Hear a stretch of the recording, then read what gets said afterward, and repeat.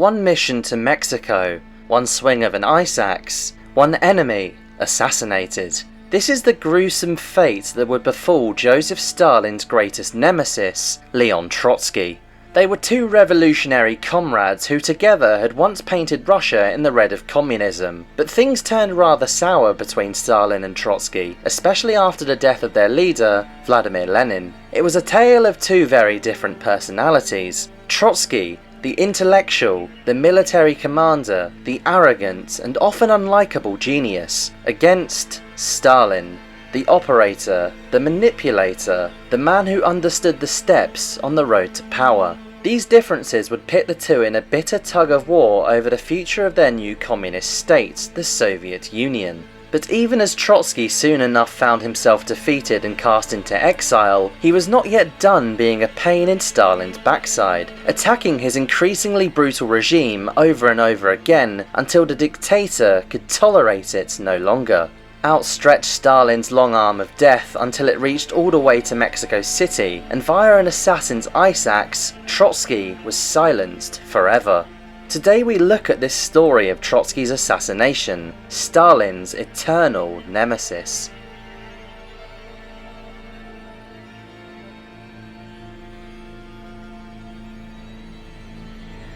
Trotsky's intense and bitter rivalry with Joseph Stalin has become a key part of how this fiery revolutionary is often remembered, and the root cause that would lead to his eventual assassination. But how did it all get to this point? The answer stems from the carnage and upheaval of the Russian Revolution. In this history-defining event of March 1917, the Russian monarch Tsar Nicholas II was overthrown, and that November, Vladimir Lenin's communists, known as the Bolshevik Party, came to power. Leon Trotsky joined the Bolsheviks quite late, and to some he was a bit of an outsider, but his role in their seizure of power was crucial. On the eve of that second revolution in November of 1917, Trotsky was head of Russia's most powerful workers' council, the Petrograd Soviet. Within this Bolshevik-dominated council, he led a group known as the Military Revolutionary Committee. This group swiftly defeated the armed forces of the provisional government, gained control over the city of Petrograd, and secured the Bolsheviks' rise to power. Military development would prove to be one of Trotsky's specialities, taking the ruins of the Russian army following the First World War and rebuilding it into one of the 20th century's most powerful fighting forces, the Red Army. This shiny new fighting force would win the Bolsheviks the Russian Civil War, cement their control over the entire country, and lead to the creation of the Soviet Union.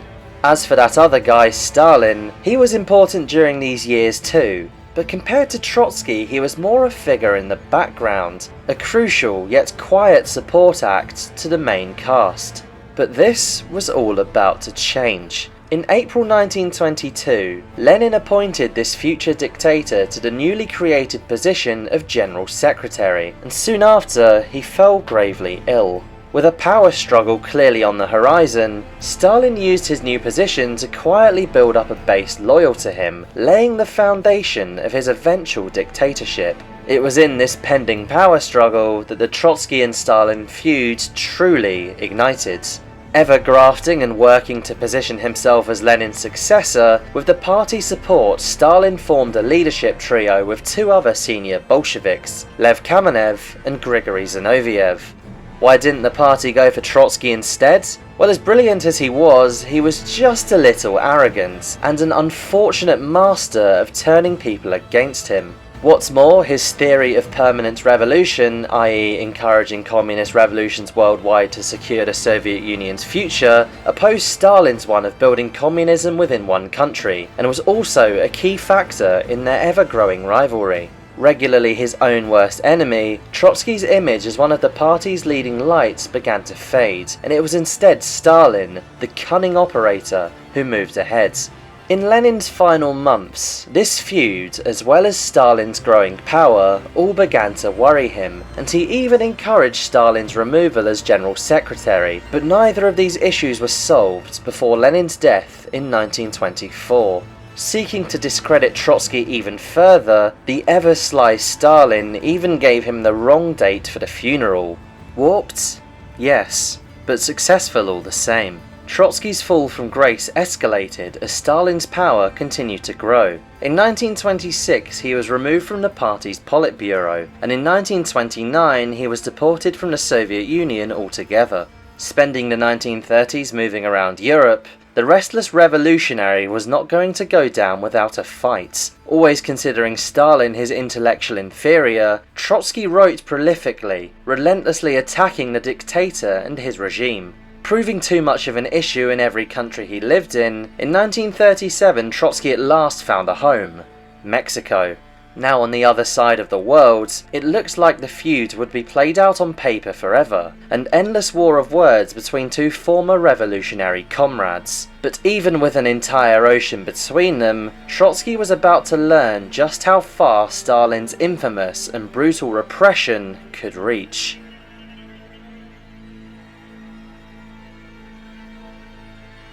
By the mid-1930s, Joseph Stalin was beginning to plunge the Soviet Union into a totalitarian dystopia.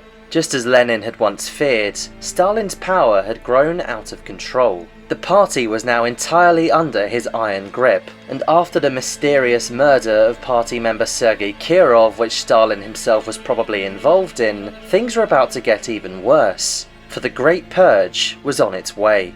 In this relentless rampage of state terror, hundreds of thousands of citizens were arrested as so-called enemies of the people, many of them being executed. As well as racking up his power to unprecedented levels, another key motive for Stalin was to eliminate any last trace of Trotsky's influence. During this campaign, his one-time allies Kamenev and Zinoviev were among those executed. Seemingly not content with simply purging the party and the wider Soviet population, Stalin got to work slicing up the military as well. The same military who of course owed much of their existence to Leon Trotsky. Leading military figures such as Marshal Mikhail Tukhachevsky soon met the same fate as Kamenev and Zinoviev. But for all the effort that Stalin gave to try and extinguish Trotsky's influence, there was still an elephant in the room. For Trotsky was still alive and kicking, doing all he could to hold Stalin's regime over the fire. In exile, he even established a communist group known as the Fourth International, openly challenging the long-existing Third International, which was now controlled by Stalinists. The movement didn't gain a whole load of momentum, but reminded everyone that Trotsky was still a thorn in the Soviet dictator's side. With the exiled revolutionary showing no signs of quietening down, and many other old Bolsheviks already 6 feet under, it was inevitable that Stalin and his secret police, the NKVD, would soon come after Trotsky as well. Indeed, Trotsky had long seen this purge and the murder of old Bolsheviks coming, and it was little surprise when some of his associates still in Europe started mysteriously being murdered as well. Now it was time to stretch forth their grip to Mexico and deliver the killing blow. In May 1940, men with machine guns fired into Trotsky's home whilst he slept, but to theirs and Stalin's dismay, he and his family escaped the onslaught unharmed. His home on the outskirts of Mexico City was more of a fortress by this point, so the NKVD decided a more subtle approach was needed. In a special agent named Ramon Mercader, they found the perfect man for the job. A one-time fighter in the Spanish Civil War who had later received NKVD training, Mercader began using the alias Jacques Monard, and then got to work trying to reach his target. After seducing a woman in Trotsky's circle named Sylvia Agilov, he was soon able to befriend the aging revolutionary himself, visiting him a number of times and gaining his trust. On the afternoon of August 20th, 1940, Mercader called at Trotsky's house for one of these visits, but this time, the assassin was ready to fulfill his mission. For hidden under his coat was a pistol, dagger, and of course, the ice axe. Engaging Trotsky in an intellectual conversation in the building's study, Mercader handed him a document to read. As the world-famous communist turned his back and began to study it, the assassin spotted his opportunity. Quietly drawing the axe from his coat, with one brutal swing he plunged it into the back of Trotsky's skull, penetrating his brain for a quick, silent death. Or at least, that is what Mercader hoped for. Instead, Trotsky let out a bone-chilling scream. Although gruesomely wounded, the old man found the strength to fight back against the assassin before two guards rushed into the study and beat the Spaniard to within an inch of his life. The stricken Trotsky urged them to stop, knowing that the assassin would be more useful to them alive than dead. Both victim and assailant were rushed to the nearest hospital, but for one of the 20th century's most famous political figures, it was time up. 24 hours after the attack, Leon Trotsky, the brains behind the Russian Revolution, was dead at the age of 60. Stalin had won.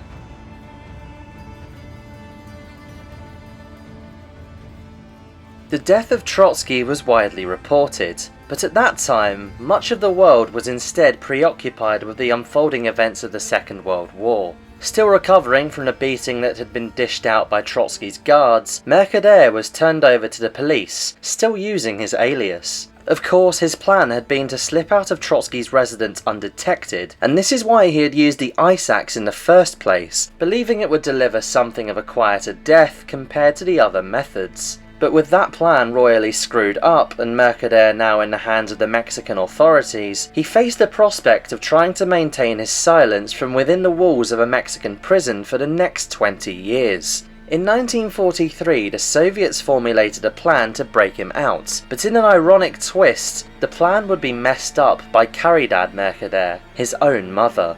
A Stalinist like her son, she ignored the NKVD's attempts to keep her out of the operation, travelling to Mexico in 1944. In doing so, she may not only have accidentally helped the Mexican authorities piece together more information about her son's true identity, but also ended up ensuring that he would remain behind bars for another 16 years. In spite of this utter fiasco, Ramon Mercader maintained his secrecy, finally being released in 1960.